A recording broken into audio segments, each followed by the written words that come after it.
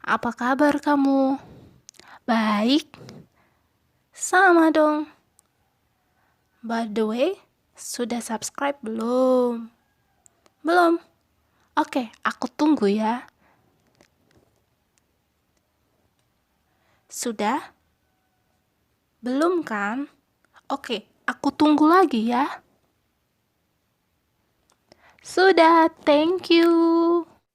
Halo guys, welcome to Suko Suhu Channel. Nah, hari ini kita akan berbicara tentang relationship, toxic relationship.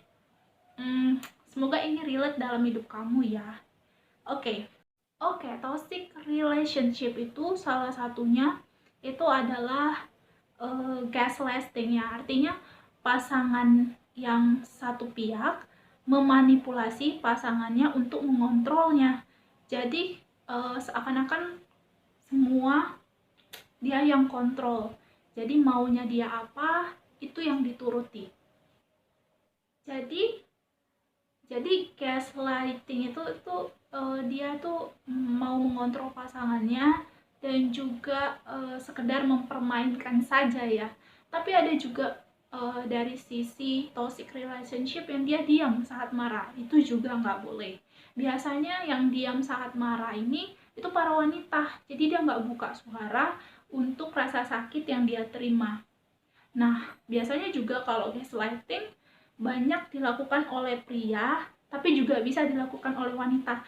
Ini juga nggak boleh. Relationship ini itu membuat stres salah satu pihak atau kedua-duanya. Nah, makanya hal ini tidak boleh dibiarkan berlarut-larut supaya tidak menimbulkan tekanan yang berlebih. Tapi sayangnya ketika orang punya toxic relationship, dia nggak menyadarinya. Jadi harusnya ketika engkau melihat tanda-tanda itu toxic relationship, go away.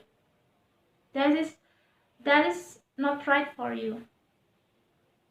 Nah, selain itu toxic relationship itu membuat kita merasa tidak punya harga diri, stres, depresi, kesehatan mental terganggu. Nah, ini yang tidak boleh dibiarkan terus-menerus. Oke, contoh perilaku toxic relationship itu yang pertama, tadi pasangan itu mengontrol pasangannya. Jadi ada pasangan yang dia sengaja mau mengontrol pasangannya. Jadi muanya harus berdasarkan persetujuan darinya. Kalau tidak, dia akan mengklaim kamu atau memanipulasi kamu seakan-akan semua salah kamu.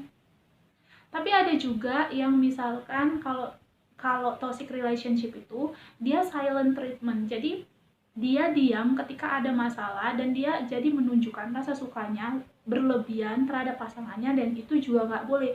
Nah, pasangannya nanti akan merasa atau membuat dia merasa berarti kamu nggak sayang sama aku, seperti itu. Jadi dikontrol terus. Nah, itu nggak boleh, harus bisa. Yang kedua, toxic relationship itu adalah tidak bisa menjadi diri sendiri. Jadi kamu nggak bisa mencintai diri kamu apa adanya ketika bersama dengan dia. Jadi selalu ada yang kurang aja. Nah, ini juga tidak boleh. Pastikan kamu ketika punya pasangan itu, kamu jadi diri kamu sendiri, versi kamu. Nah, kalau dia tidak menerima versi kamu, that is not right for you. Yang ketiga, toxic relationship itu tidak saling mendukung. Jadi salah satu pasanganmu, misalkan kamu punya pasangan kamu itu tidak mendukung kamu. Jadi sesuatu pencapaian yang kamu lakukan, dia akan merasa sebagai sebuah kompetisi yang seharusnya dia banggakan, tapi dia malah membuat kamu merasa ini harusnya kan jadi bagian aku. Jadi dia mulai marah dan mengkritik dengan caranya, padahal yang seharusnya dia banggakan malah jadi kritikan. Ini juga tidak boleh.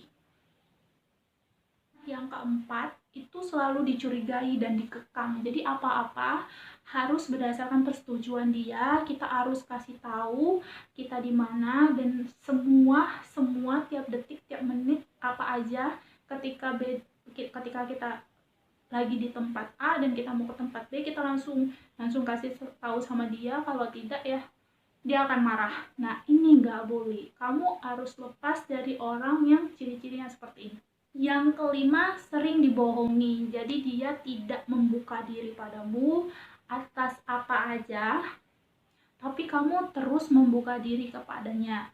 Dia tidak memperkenalkan orang tuanya kepadamu, teman-temannya, bahkan dirinya sendiri. Jadi jika ada ciri-ciri ini, itu juga nggak boleh, harus dijauhkan. Keenam, suka main fisik atau main tangan. Jadi batasan kamu di labraknya gitu. Jadi kayak misalkan dia main tangan, dia kalau misalkan marah dia mukul, atau dia juga apa ya, membuat batasanmu itu di labraknya. Jadi apa aja yang menurut kamu nilai-nilai yang nggak boleh, dia akan terusi. Contoh kiss. Nah itu contoh yang paling kecil ya. Zaman sekarang orang akan mikirnya apa sih, itu kan biasa gitu. Tapi kalau itu menjadi batasanmu, itu harusnya kamu tahu itu nggak boleh dan kamu nggak suka dan dia maksa, ya itu toxic relationship. Nah itu harus dihindari. Kalau ketemu dengan pasangan seperti itu, yang untuk laki-laki misalkan ketemu perempuan yang seperti itu, atau perempuan ketemu laki-laki yang seperti itu, sebaiknya kamu jangan terusi. Jangan penasaran sama kegiatannya, biarkan saja dia dengan keadaannya.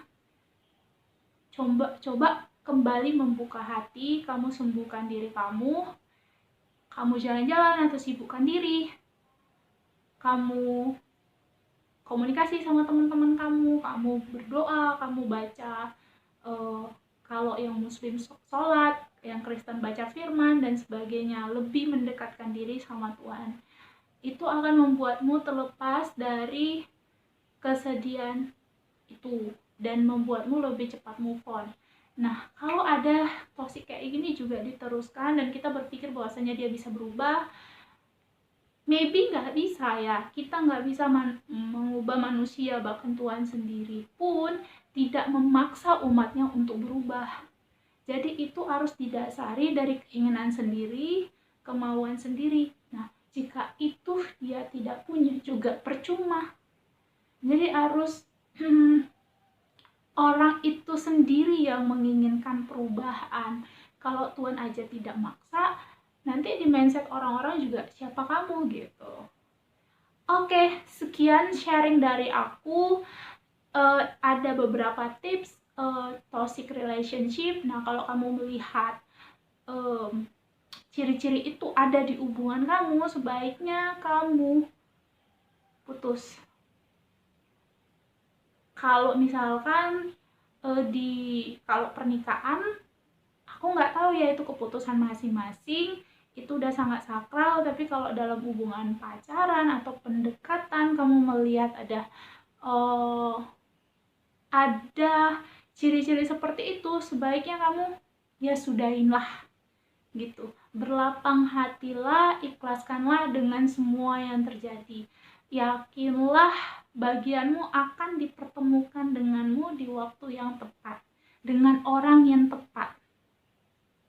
Oke, terima kasih. Bye-bye. Semoga bahagia selalu.